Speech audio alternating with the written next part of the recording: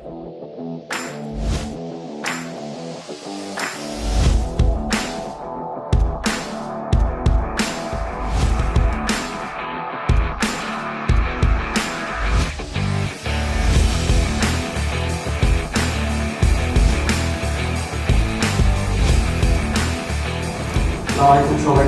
আপনাদেরকে আবার স্বাগত জানাচ্ছি কোড টকে।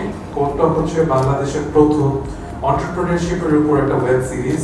যে ওয়েব সিরিজটা আমরা করছি আমাদের ইয়াং এন্টারপ্রেনারদের জন্য, যারা নিজেদেরকে উদ্যোক্তা হিসেবে সামনের দিকে এগিয়ে নিয়ে যেতে চায়। এবং আমাদের সাথে আজকে আছেন একজন অতি পরিচিত এবং আমাদের প্রিয় মুখ, আমাদের মাননীয় গণপ্রজাতন্ত্রী বাংলাদেশের former secretary from ICT division mister NI Khan, যাকে নতুন করে পরিচয় করিয়ে দেওয়ার কিছুই নেই। এবং ডিজিটাল বাংলাদেশ গঠনের শুরুর থেকে যে ছিল, তার সাথে আমরা আজকে একটু কথা বলবো about entrepreneurship, innovation and startup ecosystem. Thank you sir, আপনি আপনার ব্যস্ত সময় থেকে নিজের একটু সময় আমাদেরকে দিয়েছেন। আমরা খুবই আনন্দিত আপনি আমাদের মাঝে আজকে আসতে পেরেছেন। আপনাকে ধন্যবাদ সবার সাথে একটা সংযোগ করিয়ে দেওয়ার জন্য।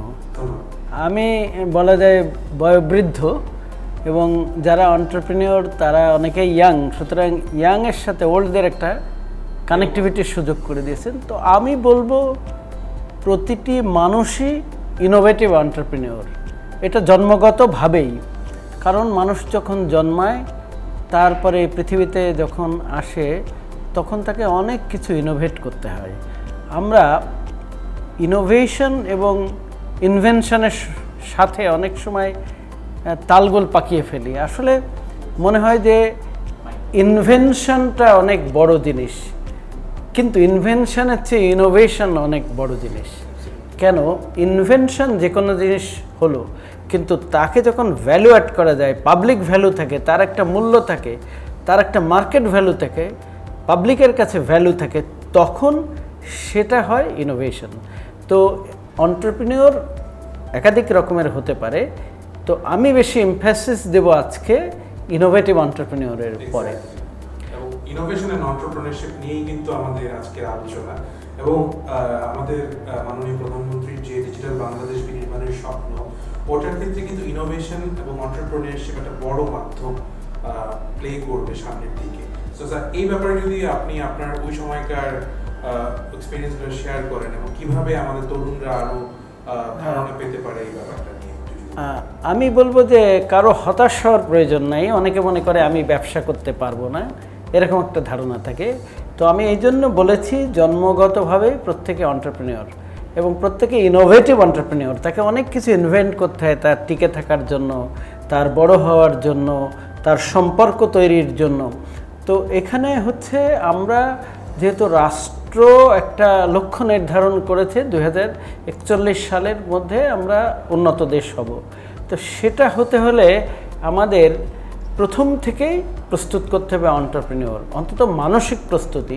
সেই জন্য আমি অনেক সময় বলে থাকি যে শিক্ষার লক্ষ্যকে 180 ডিগ্রি পাল্টে দিতে হবে। লক্ষ্য যদি থাকে চাকরি করব বা চাকরির লক্ষ্য থাকে, সেখান থেকে আমাদের জাস্ট অপোজিট দিকে আসতে হবে। আমাদের লক্ষ্য হবে এন্টারপ্রেনিউর, আমাদের লক্ষ্য হবে বিজনেস, আমাদের লক্ষ্য হবে ইনোভেশন। এরপর হচ্ছে মনে হতে পারে যে আমি হয়তো কোনো একটা বিষয়ে দুর্বলতা, কারণ ইনোভেশনে আমরা জানি যে 2.5% পার্সন ইনোভেটিভ পার্সেন্টেজ অনুযায়ী। তো এটা অনেকে শুনে মনে করে যে 100 জন মানুষের ভিতরে 2.5% মানুষ ইনোভেটিভ, গবেষণায় তাই বলে। কিন্তু এটা একটা ভুল ব্যাখ্যা হচ্ছে কোনো একটা বিষয়ে 2.5% লোক ইনোভেটিভ। যেমন গানের কথা যদি বলি, এখানে যারা আছেন, তাহলে আমি যদি হাত তুলতে বলি কে কে গান করেন, দেখা যাবে 2.5% বা তারও বেশি। যদি বলি কে নাচ করতে পারেন, তাহলে 2.5% বেশি। কে ছবি আঁকতে পারেন, কে রান্না করতে পারেন, কে অভিনয় করতে পারেন, তাহলে সবাই কিন্তু ইনোভেটিভ। সুতরাং আমি বলবো আপনারা যারা ইয়াং, তারা মনে করবেন না যে ওই 2.5% মানে অন্য কেউ, আপনিও ইনোভেটিভ। এরপর আসছে যে মানসিক প্রস্তুতি, সেটা আমি শিক্ষকদের উদ্দেশ্যে বলবো। তার কারণ প্রত্যেক জিনিসের জন্য একটা গাইড লাগে। একটা গাছ যখন বড় হয় তখন দেখবেন তাকে একটা খাঁচা দিয়ে দেয়, এই খাঁচাটা কিন্তু শিক্ষক, এই বাউন্ডারিটা দিয়ে দেয় শিক্ষক তার হরাইজনকে ছোট না করার জন্য, তার হরাইজনে সে নার্চার করতে পারে সেই জন্য তার একটা উপযুক্ত পরিবেশ তৈরি করে দেওয়ার জন্য শিক্ষক। স্কুল কলেজের শিক্ষকদের প্রথম থেকে বলা উচিত তুমি একটা লক্ষ্য ঠিক করবে এবং তুমি কিসের এন্টারপ্রেনিউর হবে সেই সম্পর্কে পড়াশুনো করবে, সেই সম্পর্কে শিখবে, হাতে কলমে কাজ করবে। সেই জন্য আমি বলবো মন্ত্রটা এরকম যেন হয় something about all, all about something, অর্থাৎ কিছু সম্পর্কে তার সব কিছু জানতে হবে, সেই সম্পর্কে প্রস্তুতি নিতে হবে, আর সব কিছু সম্পর্কে তার কিছু ধারণা থাকতে হবে এনভায়রনমেন্ট সম্পর্কে। তার কারণ আমি যদি বলি বায়োলজিক্যাল ওয়ার্ল্ড হচ্ছে predatory, business world of predatory, একটা বিজনেস আরেকটা বিজনেসকে খেয়ে ফেলতে পারে। সুতরাং তাকে সেই মেকানিজম ডেভেলপ করতে হবে, সেই নলেজ থাকতে হবে, এনভায়রনমেন্টাল নলেজ থাকতে হবে। তো সেই বিষয়টাও আমি তাদেরকে বলবো। তৃতীয় আরেকটা বিষয় বলবো যে অবশ্যই লেখাপড়া করতে হবে, শিক্ষিত হতে হবে। ইয়েস। তো লেখাপড়া আমরা অনেক সময় বইয়ের ভিতরে সীমাবদ্ধ থাকি, কিন্তু পৃথিবী অনেক বিস্তৃত, মানুষের সাথে ইন্টারাক্ট করতে হবে, নেটওয়ার্ক করতে হবে। যদি কেউ এন্টারপ্রেনিউর হতে চায়, তার অভিজ্ঞতা অর্জন করতে চায়, বইয়ে সব কিছু প্রকাশ করা যায় না। মানুষে যে আমি ইনফরমালি একটু বলি, একটু একজনের সাথে আরেকজন যদি চিঠি লেখে, যে কোনো ধরনের সম্পর্কের চিঠি লেখে, সেটা কিন্তু সব কিছু এক্সপ্রেশন করা যায় না লিখে। সামনাসামনি যখন হয় কথা বলেও অনেক কিছু এক্সপ্রেশন করা যায় না, অনেক সময় ভাবভঙ্গি দিয়ে এক্সপ্রেশন করে। আমি যদি একটু ইয়াংদের জন্য বলে, কেউ যদি কারোর সাথে প্রেম করতে চায়, আমি তোমাকে বিয়ে করব, প্রেম করব, এই কথা বললে কিন্তু কখনোই হবে না। তার এক্সপ্রেশনটা থাকতে হবে, তার ভাবভঙ্গি থাকতে হবে, ইয়েস। তো ব্যবসায়ী বা এন্টারপ্রেনিউর হতে হলে তার কিন্তু মনে, মননে, চিন্তায়, চেতনায় থাকতে হবে সেটা। এবং ওই অ্যাটিটিউডটা, স্যার আমি যদি ভুল না করে থাকি, যে entrepreneurship it's all about mindset. আমাদের ওই মাইন্ডসেটটা লাগবে, যে মাইন্ডসেটটাই কিন্তু আসলে আমাদের সামনের দিকে যে অ্যাকশন, ওই অ্যাকশনগুলোকে নির্ধারণ করবে। কয়েকদিন আগে আমি ইউরোপে ছিলাম, আমি লন্ডনে গিয়েছিলাম, সেখান থেকে কার্ডিফ গিয়েছিলাম। তা কার্ডিফ হচ্ছে আমাদের একজন বাংলাদেশি এন্টারপ্রেনিউর, উনি ইউরোপের বাংলাদেশিদের ভিতরে সবচেয়ে বড় একজন এন্টারপ্রেনিউর। তাকে আমি বলেছিলাম যে এন্টারপ্রেনিউরদের উদ্দেশ্যে আপনি কিছু বলেন যারা নতুন।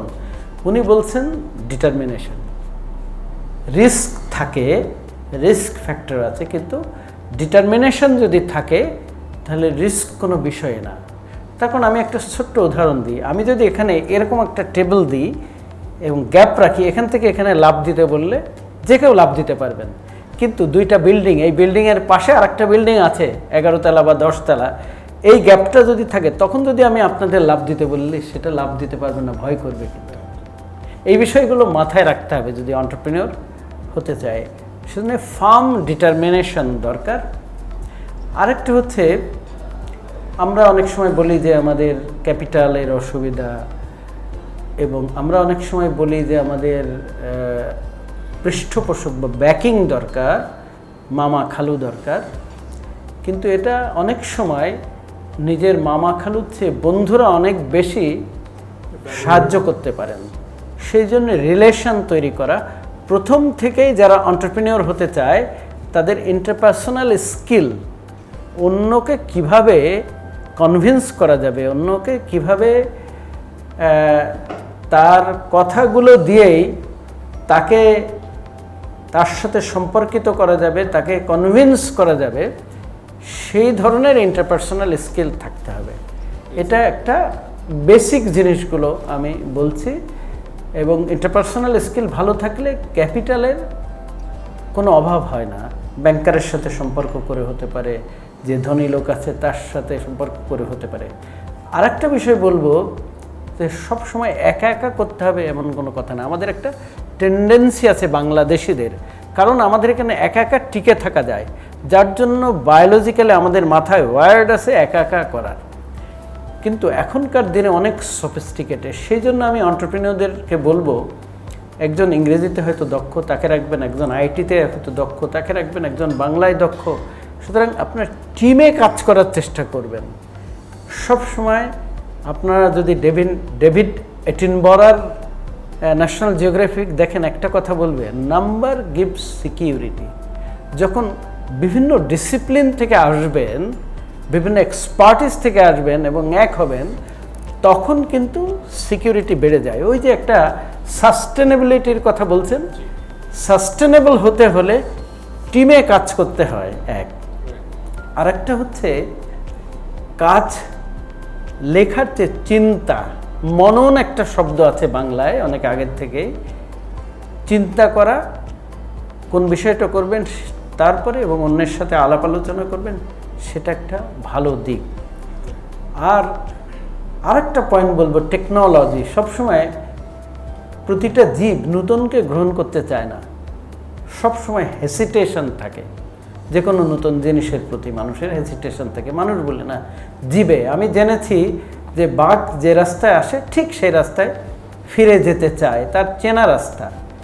কিন্তু চেনা রাস্তায় সিকিউরড, কিন্তু চেনা রাস্তায় বিগ প্রফিট এনে দিতে পারে না। আমরা যদি ইনোভেটিভ প্রজেক্টে দেখি, তাহলে দেখেছি তার একটা ক্যারেক্টারিস্টিক হচ্ছে মানে একেবারে উইন্ডফল রেভিনিউ এনে দেয়। তো ইফ ইউ ওয়ান্ট উইন্ডফল রেভিনিউ, তাহলে আপনার জানা রাস্তা গেলে হবে না, আপনাকে নতুন রাস্তা বাতলাতে হবে। সুতরাং ইনোভেশন বা এন্টারপ্রেনিয়রশিপ এখানে নতুন করে ক্রিয়েট করার বিষয় আছে। সেই ক্রিয়েট ম্যাটেরিয়াল ছাড়াও আইডিওলজিক্যাল ক্রিয়েশন হবে, প্রসেসের ইনোভেশন হতে পারে, কিংবা একটা থিওরির ইনোভেশন করতে পারে, বা কাজের পদ্ধতির বা ম্যানেজমেন্টের বা ইভেন পদ সৃষ্টির মাধ্যমে হতে পারে। নতুন একটা এক্সপার্টিজের পদ সৃষ্টির জন্য হতে পারে।